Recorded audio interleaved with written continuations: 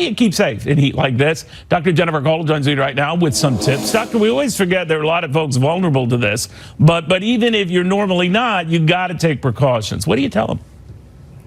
You absolutely do have to take precautions. You're absolutely right.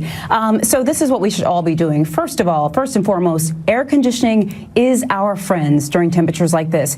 For everybody out there, look, if you don't have to be outside, don't be. Stay inside, stay in that air conditioning. And in fact, electric fans, when the temperatures really get into the 90s and the hundreds, they don't really work as well to prevent heat-related illness. So air conditioning is what you need. The other thing are fluids, making sure that we stay hydrated. And skip the alcohol, skip the sugar drinks, because those can actually make things worse.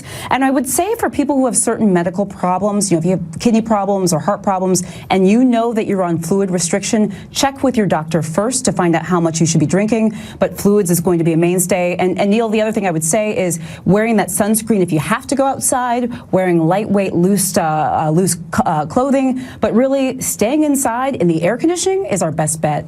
You know, a lot of people found out in New York last week when we had the blackout that affected much of Manhattan that it didn't really help. Now, of course, it was only in the 80s last week when this happened.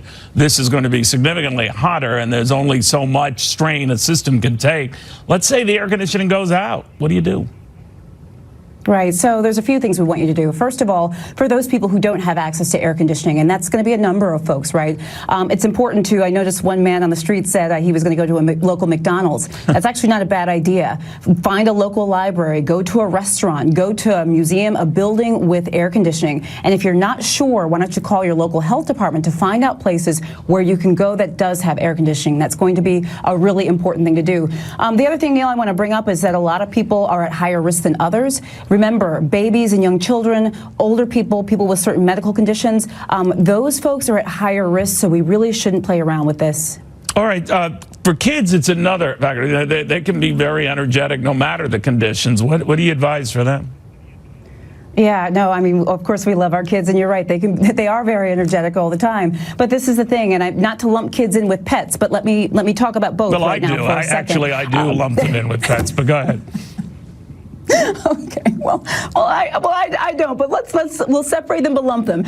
This is the first thing we always talk about around this time of year is not leaving children or pets in the car. I hate that we have to keep talking about it, but we do. Please do not leave pets or kids in the car, not even for a short period of time. In terms of pets, we got to make sure they have clean water and that they're in the shade. But children, keep them inside. Make sure that they're covered, they're in air conditioning, they're wearing sunscreen. All good advice, Doctor. Thank you very much, Dr. Jen Caudle, on all of that and what you have to look forward to, just as long as you're prepared.